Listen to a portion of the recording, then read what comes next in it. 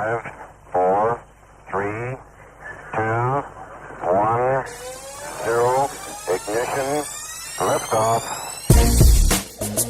You're listening to Relentless. This is the show for high performers who are driven and committed to being at their best.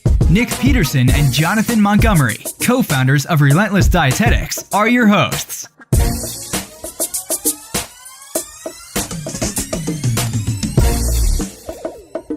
Welcome to the Relentless Podcast. I'm Nick Peterson, hanging out today again with Jonathan Montgomery. What is up? And the Dr. Trevor Cashy. Hello. As per usual, we're here to discuss getting a little bit better every day. One of the things that hinders long-term progress is the cycle of guilt and shame. This feeling people get like you need to suffer or punish yourself in order to reach your goals or achieve success. And this is something we've talked about a lot in our past episodes. You can measure these things and determine where the returns are diminished and maybe the suffering's not worth it. But really the number of people that identify with the struggle, the ones that are out there saying, hey, look how much I'm willing to suffer versus like, look how much progress I'm actually making is really unreal to me. Yeah, it's like there's an entire culture embracing and literally built on this premise. How much suffering can you endure? You know, how hard can you grind? How strong is your hustle? And you know what? It may not necessarily be wrong for everyone, but that also doesn't mean it's right for you. Working 100 hours a week, missing out on watching your children grow up, not feeling a workout is complete unless you're lying on the floor exhausted, walk the next day, or feeling you have to starve and restrict yourself just to prove that you can isn't necessarily the best way to go about your life. How much can you force yourself to endure really shouldn't be the metric you use to gauge the efficacy of an approach. Wanting to suffer, enjoying it, and loving it is one thing. It is not, however, the same thing as actually being successful, and I think that's a key differentiator. Yeah, lots of people tend to confuse discomfort with work. And since it's not uncommon to equate how much work you put in to how much results you get, there tends to be this like disconnected association with discomfort and reward, because people don't like work, therefore work is uncomfortable. And if I am uncomfortable, I should be rewarded for it. And that ends up causing a lot of heartache, I think. Absolutely. Yeah, and again, it goes back to episode 2 or 3 where you can measure input versus output and determine where those returns are diminished and what you should and will get rewarded for. The most insidious thing about this obsession with punishing yourself is the cycle of guilt and shame, where people essentially do what we call be an a-hole. We got that from Trevor here. You do irresponsible things. And since you've grouped things into good and bad, right? Eating carbs is bad. Starving is good. Whatever attachments you've made, you be an a-hole, and then you feel bad about it because you've attached this morality to that action. You feel guilty, so you feel that need to punish yourself because that's how you make things right. You don't get results for punishing yourself, so you feel even worse, and you be a bigger a-hole, and the cycle repeats itself. Yeah, we see this a lot in our field with new members joining RD, with people coming from other coaches and programs. It's as if there's like a merit badge or special trophy given for how bland your diet has to be or how limited your food choices are to be considered a success. Paleo, Whole30, eating clean, using your glycemic index, whatever you want to label it as. The more limited, the more you have to suffer, the more you can feel deprived, the better it must be by default. And that's really just not how it works or how it has to be. In our context specifically, food is just that. It's food. It's not good. It's not bad. There's absolutely no morality involved into it. It just is. And once you kind of realize that and also realize that you're in control of what goes in your mouth, then suddenly there's no reason to vilify or unnecessarily restrict yourself just for the sake of that restriction. What food does for you in terms of performance, body composition, and well-being depends completely on you and how you choose to utilize it.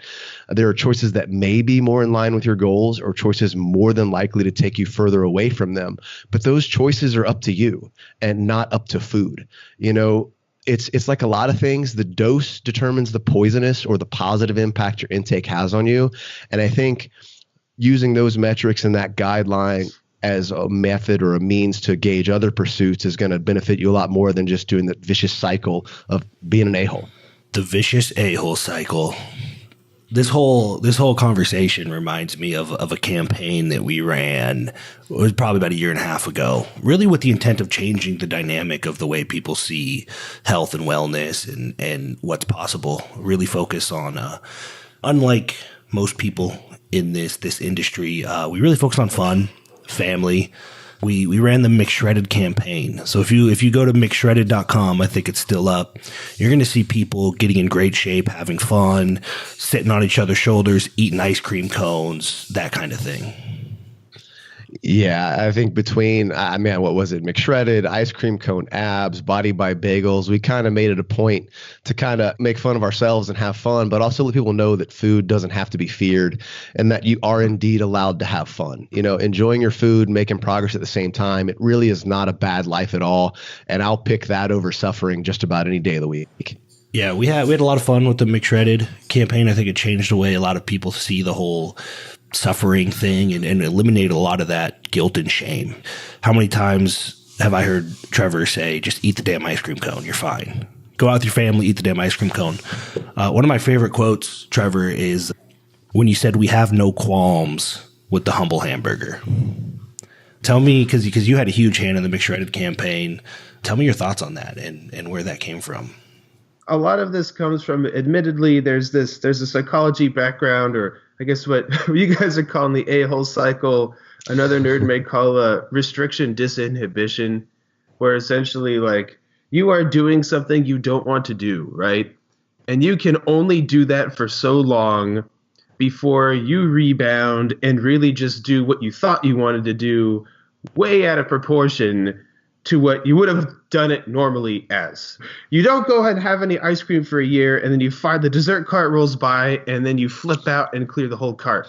This is something where we don't really condone either of those behaviors, and neither are required for the success of any person. Really, we encourage you to include the foods that you want to consume on a regular basis and consume them responsibly. And I think that's something that's super important. When you have things like hamburgers, cheeseburgers, pizza, whatever, like Nick said, those are kind of blatantly labeled as like bad foods. And then when you consume something that is labeled as bad, you kind of feel like you're getting away with something. And then that gets some people a little tingly, and it gets some people a little funky in the guts, like either literally or figuratively, where you feel kind of bad. And the reality is that this is just food. Trying to help people include it in their life rather than trying to force it in once in a while and hope that there's no damage is really the whole purpose. It's not that you get McDonald's every day or you eat as many ice cream cones as you want, but it's that you can include an ice cream cone when you want to, and that's okay. Can you eat tuna and twigs over and over and over again? Absolutely. If you enjoy it, man, go for it. If it makes you feel great and perform well, I won't yuck your yum. I'm never going to tell anyone what they can or can't or should or shouldn't eat. But I think people do need to know that you don't have to eliminate entire macronutrients or vilify foods to make progress. Suffering does not always equal success. And as Dr. Cashy also likes to say, suffering is not the way to wellness. In fact, more times than not, it's going to lead to a massive failure. He just touched on it, but you're only able to deprive yourself for so much until you just simply can't take it any longer. Then your default, whatever habits, your previous habits that brought you to the point where you wanted to change, or worse, you're going to binge and repeat the cycle again. Anyone virtually can suffer for 6 weeks, but what can you do for the next 60 weeks or heck, even the next 6 years is going to be far more indicative of your potential for long-term success than what you can do in the short term. And, honestly, despite what you may read on social media every day, day in, day out, most people really don't want to live a life of suffering. They actually kind of want to be happy and have a good time. And I can't say I disagree with that.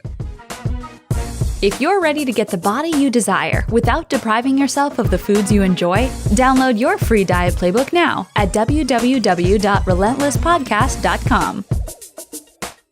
I think what's missing more than anything is the practical application if you're going to do it anyway, if you're going to have a glass of wine and you got a kid that has 12 more birthdays before they move out of the house, you have to realize you're going to celebrate 12 birthdays at least. It's going to behoove you to remove the guilt that comes along with that. If your kid's birthday is weighing on you, nothing good comes of it. You're still going to act the same, if not worse, like Trevor pointed out. So removing that guilt and shame is really the key. Just being realistic and, again, not being an a-hole. I think there are definitely two ways you can go about this, and each way will appeal to a different personality type. I don't think eliminating certain things for certain amounts of time are bad at all. I think if you want to figure out if something's affecting you in a negative way, you have to include it or disclude it to determine the effect that it has on you. So there's two different methods here. There's an eliminate before you moderate. This is kind of like, I go out all the time and I'm drinking all the time and I'm doing whatever I want all the time. Maybe in that situation, you need to kind of do a reset and figure out the lowest hanging fruit to determine what is having the most meaningful impact, positive or negative, on how you feel, and then kind of start from ground zero and then start to include those things again in a piecemeal manner to determine how it does have an impact on you. So it's kind of like an elimination diet, right? Where like, yeah, you're eliminating foods. You start out eating baby food, and then every few days you add something else back in to determine, how does this affect my poops? How does this affect my mood? Does it give me a rash? And you can kind of do the same things with your lifestyle habits too. I don't think that's terribly bad. That's more of like your eliminate before you moderate. This is not like, I'm never going to a party again. It's like, well, I kind of go out 3 times a week. I think I'm going to do a couple of weeks of hanging out, trying to get some sort of consistency down. And then I'm going to figure out a way to include the things I like to do on a more regular basis so it doesn't detract from what I want to do in the long term. And then the second portion is, all right, you're a pretty chill person and you're not doing all these things all the time that you know are already detracting.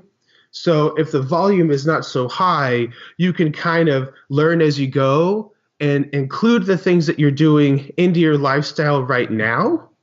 And there's probably a little bit more of a learning curve, but that's probably the secondary option, is that you're really moderating and not eliminating at all. And it might have a little more difficulty determining the impact some of these decisions have on you, but sometimes those decisions are super obvious anyway. So does that make sense? Yeah, absolutely. And I think it kind of goes back to, you said it right there, moderation and balance. I kind of like to tell people, with great power comes great responsibility, a little Spider-Man reference. With all the freedom that you have in the world at your disposal, you still have to be responsible. You can be an a-hole on the opposite end of the spectrum, like we talked about when the dessert cart comes by and you grab 12 of everything. So when you want that freedom and you want that flexibility and you want that good life and you don't want to suffer, you still have to adult. And I think that's where the balance comes into play. Do you need to break it down to the base root level and add back in, or are you already a pretty moderate individual and you just need the guidance to kind of further tailor it in to hit your goals? But again, feeling guilty because, your kid's birthday is coming around, eat the damn cake. Just balance your day around it to support it. Don't get upset about it. It's going to happen. Yeah. So the truth is, most people do not have to suffer as much as they are anyway to reach their individual goals. And if you can achieve X, Y, Z without the suffering, without the punishment, it would be silly not to do so. It would be silly just to suffer and punish yourself to show people that you are suffering and punishing yourself. So when we're trying to get better every day, instead of adding more crap to your plate, as Trevor would say, cut the crap, we adopt the concept of via negativa. We learn what we can cut out. And it usually starts with guilt and shame. Trevor mentioned eliminating before moderating, including things back in, and we don't have time today, but we're going to really delve into how to eliminate, really addition by subtraction, and then how to include things back in over time that will facilitate your goals.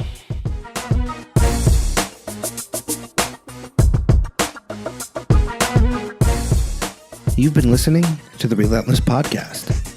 Now, if you've enjoyed this episode and you want to keep getting a little bit better every day, do us a favor, head over to iTunes, subscribe, leave us an honest review, And be sure not to miss the next one.